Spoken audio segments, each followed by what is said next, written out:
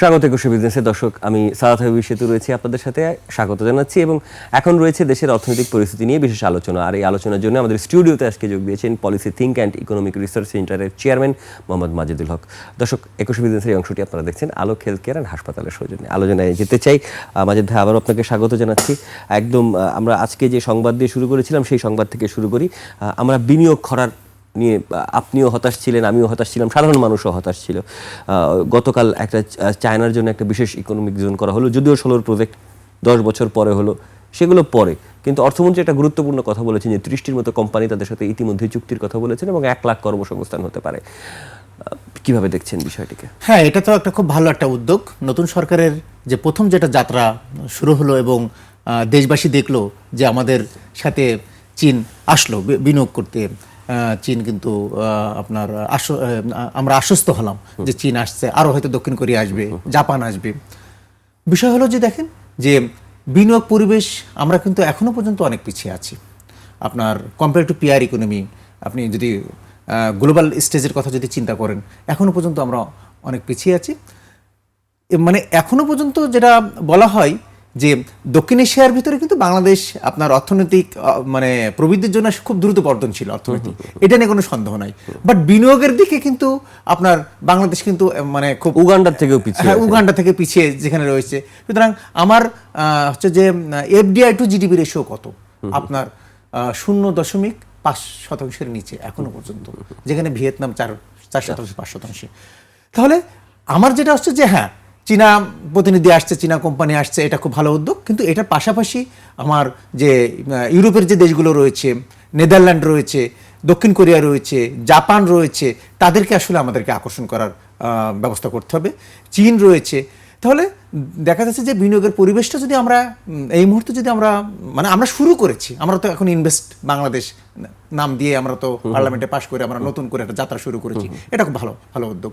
কিন্তু বিনিয়োগের সাথে সংশ্লিষ্ট যে বিষয়গুলো, যে লাল ফিতার দৌরত্ব রয়েছে, আমার ট্রেড লাইসেন্স পেতে যে 76 দিন সময় লাগে সরকার হিসাবে, সেখানে আমাদের 1 বছর সময় লাগতেছে, তাই না? সরকারের 23টা প্রতিষ্ঠানের সাথে একটা বিনিয়োগকারীকে কাজ করতে হয়। তাহলে মানে একটা সমন্বয় থাকতে হবে। একই মানে যদি সমন্বয় যদি থাকে, অনস্টপ প্রকৃতভাবে অনস্টপ সার্ভিস যদি চালু থাকে এবং ডকুমেন্টেশন যত কম করা যায়, তাই না? মানে এক পেজের ভিতরে যদি আমি কমপ্লায়েন্স মেনটেন করতে পারি মানে বোথ সাইড, তাহলে আমার কাছে মনে হচ্ছে যে, এবং সবথেকে বড় বিষয় হলো যে বিনিয়োগ যে আমি বাড়াবো, সেই বিনিয়োগ বাড়ানোর যে আমার যে র মেটেরিয়ালস, যদি আমি বলে থাকি যে আপনার জ্বালানি নিরাপত্তা, গ্যাস সংকট, তাই না? তাহলে এই জ্বালানি নিরাপত্তা এবং গ্যাস সংকট থেকে তো আমাকে উত্তরণ হতে হবে। তার কারণ হচ্ছে যে দেখেন, আপনার এই আমরা গ্যাস সংকটে এই কয়েকদিন, এই 1 সপ্তাহ 2 সপ্তাহ আমরা গ্যাস সংকট নিয়ে আমরা নানাবিধ আলোচনা করছি। আপনার মিয়ানমারের সাথে 2012 সালে আমরা সমুদ্র সীমা নিয়ে আমরা বিজয় লাভ করেছি, 2014 সালে ভারতের সাথে করেছি।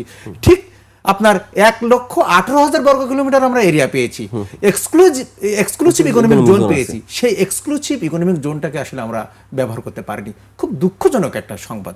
এবং আমার কাছে মনে হচ্ছে যে নতুন সরকার এসেছে, গ্যাস উত্তোলনের দিকে মনোযোগ বাড়াবে। অলরেডি হয়তো কিছু দরপতন আমরা দুইটা দেখেছি, খুব খননের ব্যাপারে আহ্বান করেছে, টেন্ডার আহ্বান করেছে। এনিওয়ে, আমি যেখানে মিয়ানমার গ্যাস উত্তোলন করে চীনে রপ্তানি করেছে, সেখানে কিন্তু এখনো পর্যন্ত আমরা সিসমিক সার্ভে পর্যন্ত আমরা এখন করতে পারিনি। সুতরাং এটা আমাদের একটা ব্যর্থতা। সুতরাং আমি শুধু বিনিয়োগ যে আমি বাড়াবো, এটা যে আমি গর্ব করে বলছি, সেটা খুব ভালো উদ্যোগ।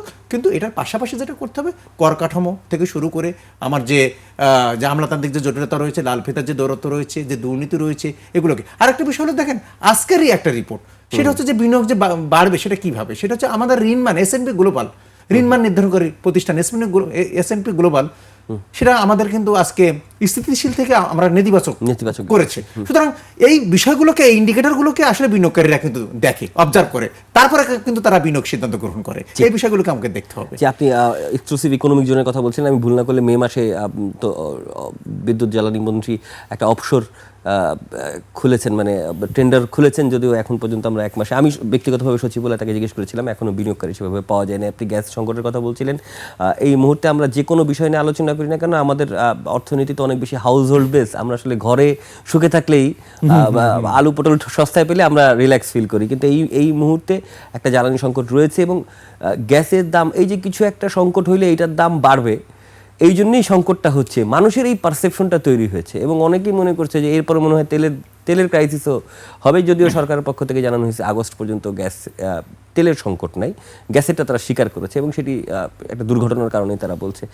কিভাবে দেখছেন এইবারের সংকটটাকে? জি দেখেন, যে প্রথম তো আমরা কিছুদিন আমরা অতিবাহিত করলাম জ্বালানি সংকটের মধ্য দিয়ে, এরপরে আমরা গ্যাস সংকটের দিকে আমরা যাচ্ছি। তাহলে এইভাবে যে এক এক ধরনের যখন সংকট আমাদের সামনে চলে আসছে, এই সংকটটাকে আমাদের কি হচ্ছে, আমাদের শিল্প উৎপাদন কমিয়ে দিচ্ছে।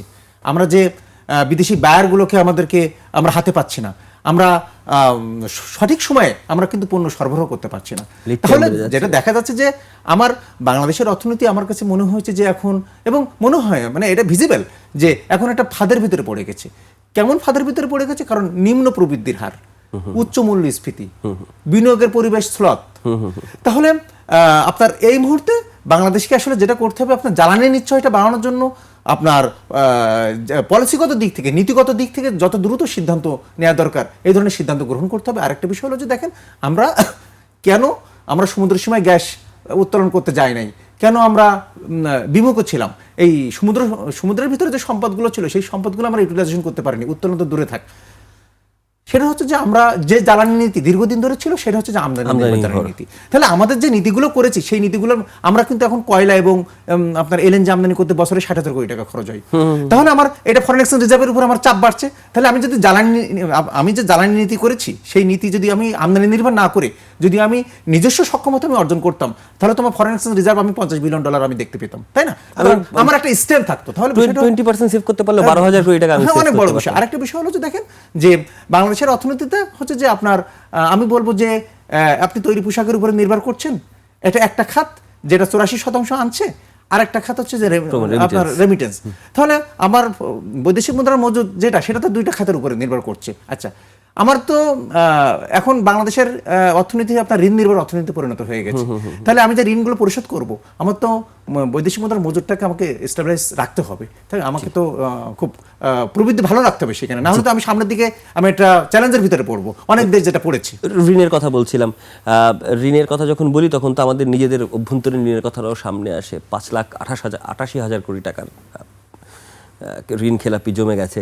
কেন্দ্রীয় ব্যাংক একটু কঠোর হতে চাইছে। কেন্দ্রীয় ব্যাংক বলছে যে 29টা ব্যাংকে তারা চিঠি পাঠিয়েছেন, মুখপাত্র নিশ্চিত করেছেন যে তারা যদি 10% না কমাতে পারে, তারা যদি উন্নতি না করতে পারে, সেক্ষেত্রে ব্যাংকগুলোর পরিচালনা পর্ষদ ভেঙে দিতে পারেন। আমরা পূবালী ব্যাংকের সাথে কথা বলেছি। পূবালী ব্যাংকের এমডি এবং সিও তিনি মনে করেন যে বাংলাদেশ ব্যাংকের এরকম গরম, মানে এরকম কঠিন হওয়ার জরুরি আছে। আমাদেরকে অনেক ব্যাংকই বলেছেন, কর্মকর্তারা বলেছেন যে না, দরকার আছে, না হলে তারা আসলে নিজের থেকে আরেকটু তৎপর হবে না।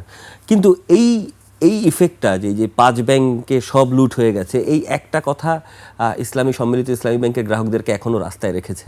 আপনি মনে করেন কিনা যে এইটা এক ধরনের প্যানিক? আমি অবশ্যই স্বীকার করতেছি এই ব্যাংকগুলোর খেলাপি ঋণের অবস্থা খুব খারাপ এবং এটাকে আসলে রিকভার, সত্য জানতে হবে মানুষকে, কিন্তু আবার এই সত্য জানার কারণে এক ধরনের প্যানিক আমরা ক্রিয়েট করার বিপদে ঝুঁকিতে রয়েছে কিনা আপনি কি মনে করেন? 29টা ব্যাংক দেখেন, যে বাংলাদেশের ব্যাংক খাতে তো এখন আপনার ক্যাপিটাল শর্টফল আছে এবং 24টা ব্যাংকে আছে, এটা আমরা দেখতে পাচ্ছি।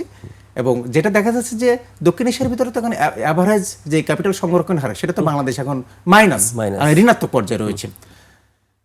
আপনার ইউক্রেনের পরপরই বাংলাদেশের এখন খেলাপি ঋণ বেশি। এখন সামনের দিনে আমি অর্থনীতি সামনের দিনে এগিয়ে নিয়ে যাব, সে কথাটা আমি বলতে চাচ্ছিলাম, আপনি প্রশ্ন না করলেও। সেটা হচ্ছে যে বাংলাদেশের রাজস্ব আহরণ বৃদ্ধি করার একটা পরিকল্পনা গ্রহণ করতে হবে। সেকেন্ড হচ্ছে বাংলাদেশের ব্যাংক খাত সংস্কার করতে হবে। এই ব্যাংক খাত সংস্কার 1972 সালের স্বাধীনতার পর থেকে বিশ্বব্যাংক অনেক ফান্ডিং করেছে, অনেক কমিশন গঠন করা হয়েছে। ডক্টর ওয়াহিদুদ্দিন মাহমুদের সময় একটা কমিশন গঠন করা হয়েছে তার নেতৃত্বে। সেই ওয়াহিদুদ্দিন মাহমুদ যে রিকমেন্ডেশনগুলো দিয়েছিল, কোন রাজনৈতিক সরকার একটা 90% পরিপালন করে নাই। তাহলে আমরা বারবার রাষ্ট্রের পরিচালন ব্যয় তো আছেই, যখন আমরা একটা কমিটি গঠন করি, কমিশন গঠন করি, তাই না? যখন আমরা বিশ্বব্যাংক থেকে ঋণ নিচ্ছি, সুদ আছে, তাহলে রাষ্ট্রায়ত্ত ব্যাংক সংস্কার করার জন্য আমরা ঋণ নিচ্ছি। তাহলে এটা তো 54 বছর ধরে এটা আমরা দেখছি, কিন্তু বাস্তবে অগ্রগতি হচ্ছে কিনা এবং হবে কিনা সেটা কিন্তু জনগণের কাছে একটা ধোঁয়াশা রয়েছে। কারণ 54 বছরে কিন্তু আমরা এটার প্রতিফলনটা তেমন আমরা দেখতে পারি না। 54 বছরের আপনার প্রতিফল কি হয়েছে, যে আজকে ব্যাংকিং খাত বাংলাদেশের বিশ্বের ভিতরে খেলাপি ঋণের দিক থেকে দ্বিতীয় অবস্থান করছে, তাই না? এক নম্বর ইউক্রেন যে যুদ্ধে আছে। হ্যাঁ, ইউক্রেন যুদ্ধের পর, তাহলে ইউক্রেনের পরে, তাহলে বিষয়টা হলো যে 54 বছরে আমরা এটা দেখেছি। তাহলে সরকার এখন যে সংস্কার করার একটা প্রতিশ্রুতি গ্রহণ করেছে এবং এটা অন্তর্বর্তী সরকার থেকেই শুরু হয়েছে, এই সংস্কার কার্যক্রম যদি না হয়, যদি সম্পূর্ণ না হয়, তাহলে আমরা কিন্তু সব জায়গায় বলছি যে আমি $1 ট্রিলিয়ন অর্থনীতিতে রূপান্তরিত করব, এটা সম্ভব না। কারণ ব্যাংক খাত সংস্কার করা এবং ব্যাংক খাতে সুশাসন নিশ্চিত করা অত্যন্ত জরুরি হয়ে পড়েছে। এবং দেখেন যে এই যে 5টা ব্যাংক আজকে আমি একীভূতকরণ করার একটা সিদ্ধান্ত গ্রহণ করেছি, অলরেডি সম্মিলিত ইসলামী ব্যাংক নামে হচ্ছে, কিন্তু এই 5টা ব্যাংকে তো আমার আজকে যে আমার ফান্ডিং করতে হচ্ছে, এটা তো আমার ট্যাক্স পেয়ার মানি। তাহলে আমি যখন একটা দেশে আমি এত বড় বাজেট করেছি, বাজেট সাইজ আমার 9 লাখ কোটি টাকা বাজেট সাইজ হয়ে গেছে, সেখানে আমাকে 7 লাখ কোটি টাকার কাছাকাছি আমার রাজস্ব আহরণ করতে হবে। এটা একটা চ্যালেঞ্জ সরকারের। এর মাঝেও যদি ব্যাংক খাতে যদি আবার আমাকে ট্যাক্স পেয়ারদের মানি এভাবে আমাকে 6 লাখ কোটি টাকার মতো প্রায় ঢালাও ভাবে আমাকে দিতে হয় বছরের পর বছর, তাহলে আমার অর্থনীতিতে আমি উত্তরণ কোথায়, তাই না? তাহলে জনগণের মুক্তি কোথায়? তাহলে বিষয়টা হলো যে মানে প্রত্যেকটা সরকারের সময় যেটা হয়, অলিগার্ক থাকেই এবং সারা পৃথিবীতেই আছে, এটা ট্রাম্প প্রশাসনের সাথেও আছে, এটা নিয়ে কোনো নেই। কিন্তু অলিগার্কদের আমি দেশের স্বার্থটা চিন্তা না করে, আমি যদি নিজের স্বার্থ চিন্তা করে অলিগার্কদেরকে আমি সুবিধা প্রদান করি, তাহলে তোমার জনগণ ভুক্তভোগী হচ্ছে। আমি আরো একটু এই বিষয়ে কথা বলতে চাই, একটু বিরতির সময় হলো। অর্থনীতিবিদ ডক্টর মাজিদুল হক আমাদের সাথে রয়েছেন। দর্শকের পর্যায়ে নিচ্ছে একটা বিরতি, ফিরবে একটু পরে, ততক্ষণ নিশ্চয়ই সঙ্গে থাকবেন।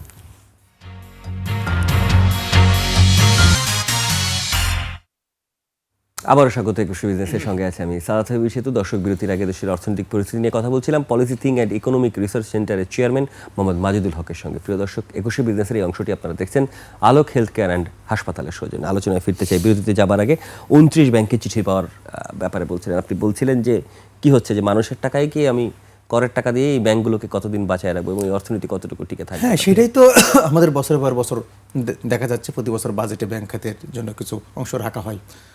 দেখুন যে আমাদের তো এমন হওয়ার কথা ছিল না, কিন্তু কেন হলো? আমরা ফোর্থ জেনারেশনের যে ব্যাংকগুলো রয়েছে, সেখানে তো আমাদের 60% কাছাকাছি খেলাপি রয়েছে, 52% হয়তো খেলাপি তাদের। ইসলামী ধারার ব্যাংকগুলো 60% কাছাকাছি খেলাপি বাংলাদেশে। ন্যাশনাল ব্যাংকের মতো পুরানো ব্যাংকে 57%। এখন বিষয়টা হলো যে দেখেন যে আমরা 29টি ব্যাংকে চিঠি দিয়েছি, কিন্তু আগেও তো আমাদের একটা দায়িত্ব ছিল, কারণ আগেও তো অনেক গভর্নর ছিল সেখানে, তাই না? অর্থ মন্ত্রণালয় বেঁচে ছিল, তাই না? সেই দায়িত্ব থেকে আমাদের দায়িত্বটা কি পালন করেছি? আমাদের বিষয়টা হলো যে দেখেন যে 29টা ব্যাংকে চিঠি দিয়েছি, খুব দ্রুত আমাদেরকে খেলাবে, এটা বড় কথা না। বড় কথা হচ্ছে যে দেখেন আমি বোর্ডটা কিভাবে গঠন করছি। আমি যদি একটা ব্যাংকের নাম, কিছু ব্যাংকের নাম বলতে হয়, আজকে পূবালী ব্যাংকের বোর্ড, আজকে ব্র্যাক ব্যাংকের বোর্ড, যারা বিশ্ব ব্যাংকে কাজ করে আসছে, যারা বিশ্ব ব্যাংকের ইকোনমিস্ট ছিল, IMF এর ইকোনমিস্ট ছিল, তারাই তো এই ব্যাংকের বোর্ডগুলোতে বসেছে। আপনাকে এবং এই বোর্ড গঠন করার দায়িত্ব তো সেন্ট্রাল ব্যাংকের। সেন্ট্রাল ব্যাংক, আমার কথা হলো যে ভালো একটা বোর্ড মানে হচ্ছে যে এটা ব্যাংকের সুশাসন নিশ্চিত করে। তাহলে আমার ব্যাংকের বোর্ডটা আমি কিভাবে দিচ্ছি সেটাকে আমাকে নিশ্চিত করতে হবে। আমি 29টা চিঠি দিয়েছি, এটা আমার মানে এটা আমার সমাধান না। সমাধানটা হচ্ছে ব্যাংকের বোর্ড কি চাচ্ছে। তাহলে আমার আজকে 3% খেলাপি, 2.5% খেলাপি, সেটাও তো এই ধরনের ব্যাংকও তো বাংলাদেশে আছে। আবার 98% খেলাপি, সেটাও তো সেই ধরনের ব্যাংকও আছে। এটা কেন হলো? এটা হয়েছে বোর্ডের কারণে। আপনি বোর্ড কি চাচ্ছে।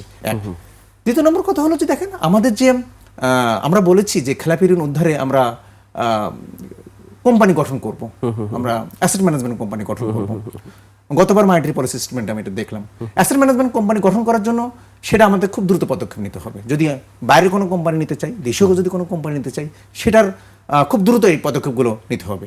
আরেকটা বিষয় হলো যে আমার নিয়োগ প্রক্রিয়া, আমি ব্যাংকগুলোকে নিয়োগ প্রক্রিয়াকে আমি স্বচ্ছ করছি কিনা, ঠিক আছে, সিলেকশন ক্রাইটেরিয়াকে আমি স্বচ্ছ করছি কিনা। যদি একটা প্রতিষ্ঠানের নিয়োগ প্রক্রিয়া যদি আপনার স্বচ্ছ না থাকে, তাহলে সেই প্রতিষ্ঠান আপনার সামনের দিকে হোঁচট খাবে। আর জ্ঞান নির্ভর ব্যাংকিং খাত থাকতে হবে। কারণ ইসলামী ব্যাংক বাংলাদেশ যখন 2010-11-12 সালের দিকে চীনের ব্যাংকগুলোকে ছাড়িয়ে গেল, তখন ইসলামী ব্যাংক ছিল জ্ঞান নির্ভর একটা প্রতিষ্ঠান। আমাদের প্রতিষ্ঠানগুলো হতে হবে জ্ঞান নির্ভর, এবং আমরা ট্রেনিং দিয়ে সুসজ্জিত করতে পারছি কিনা। ব্যাংকগুলো, অধিকাংশ প্রাইভেট ব্যাংক এখনো মনে করে যে আমি ট্রেনিংয়ে আমি যদি ইনভেস্ট করি সেটা আমার লস হচ্ছে, লস মেকিং। তাহলে মানে এভরি এমডি মানে আমি বলবো যে অধিকাংশ ম্যানেজিং ডিরেক্টর অধিকাংশ সিও মনে করে ট্রেনিং এ ইনভেস্টমেন্ট করা মানে আমি এটা দায় বাড়াচ্ছি ব্যাংকে, না, এটা তো তার প্রকৃতি ইনভেস্টমেন্ট আমি মনে করি। তো এই বিষয়গুলোকে আমাদেরকে অথবা শর্ত পূরণ করার জন্য আমাদের কিছু শর্ত training, পূরণ করার জন্য, কারণ কিছু উনি তো training। প্রফিট দেখানোর জন্য উনি ব্যস্ত থাকে, সুতরাং আমাদেরকে এই বিষয়গুলোকে দেখতে হবে। ওকে, আমরা একটু নেক্সট ইস্যুতে যেতে চাই। একদম 1 মিনিট সময় রয়েছে হাতে, আপনার কাছে মানে একদম এক লাইনের একটা উত্তর চাই যে আমাদের কাছে যে তথ্য রয়েছে বিজেএমইতে প্রায় 101টা প্রতিষ্ঠানে 111টা প্রতিষ্ঠানে অ্যাপ্লাই করেছে। বিজেএমই সুপারিশ করেছে 98 থেকে 101টা প্রতিষ্ঠানকে সরকারকে বন্ধ কারখানার সুযোগ দিতে, যে 60,000 কোটি টাকা যে স্কিম। আপনি এক বাক্যে বলবেন যে এটা ওই উদ্যোগটার সতর্কতা আপনার কি থাকবে? যে মুহূর্তে বাংলাদেশের অর্থনীতি স্থবিরতার ভিতরে চলছে এবং সংকটের ভিতরে চলছে এবং রাজস্ব সংগ্রহের একটা চ্যালেঞ্জের ভিতরে চলছে, সেই মুহূর্তে সরকার 60,000 কোটি টাকা কিন্তু একটা ইনসেন্টিভ দিয়েছে। আমি মনে করি আমি বলতে চাই এই যে ইনসেন্টিভ দিয়েছে সরকার, সেই ইনসেন্টিভের জন্য প্রকৃত জায়গায় যাই, প্রকৃত কারখানায় যাই এবং প্রকৃত অর্থের জন্য যে উদ্দেশ্য দেওয়া হচ্ছে কর্মসংস্থান সৃষ্টি, উৎপাদন বৃদ্ধি, রপ্তানি বৃদ্ধি, এই উদ্দেশ্যটার জন্য পূরণ হয়। তার কারণ হচ্ছে বিগত সময় আমরা একসময় দেখেছি যখন করোনা ভাইরাস হয়েছিল তখন যখন ইনসেন্টিভ দেওয়া হয়েছিল তখন কিন্তু আপনার অনুৎপাদনশীল খাতেও কিন্তু আপনাকে এটাকে লিকেজ করা হয়েছে। সুতরাং আমার কাছে মনে হচ্ছে যে এই 60,000 কোটি টাকার জন্য লিকেজ না হয়, এটার জন্য প্রকৃত জায়গায় যাই, প্রকৃত ভুক্তভোগীদের কাছে যাই, ভিকটিমদের কাছে যাই, তাহলে অর্থনীতি আপনার বেনিফিটেড হবে। অসংখ্য ধন্যবাদ মোহাম্মদ মাজেদুল হক আমাদেরকে সময় দেওয়ার জন্য। দর্শক, 21 বিজনেসের এই অংশটি আপনারা এতক্ষণ দেখছেন আলোক হেলথ কেয়ার অ্যান্ড হাসপাতালের সৌজন্যে। আলোচনা এতক্ষণ দেখলেন দেশের অর্থনৈতিক পরিস্থিতি এবং নানান করণীয় দিক নিয়ে আমরা কথা বললাম policy think and economic research সেন্টারের চেয়ারম্যান মোহাম্মদ মাজেদুল হকের সাথে। সময় হলো একটা বিরতি নেবার, দুপুর 2টা 30 মিনিটে আবারও ফিরে আসবো 21 বিজনেসের আয়োজন নিয়ে। দেখার আমন্ত্রণ রইল, 21 সঙ্গেই থাকুন।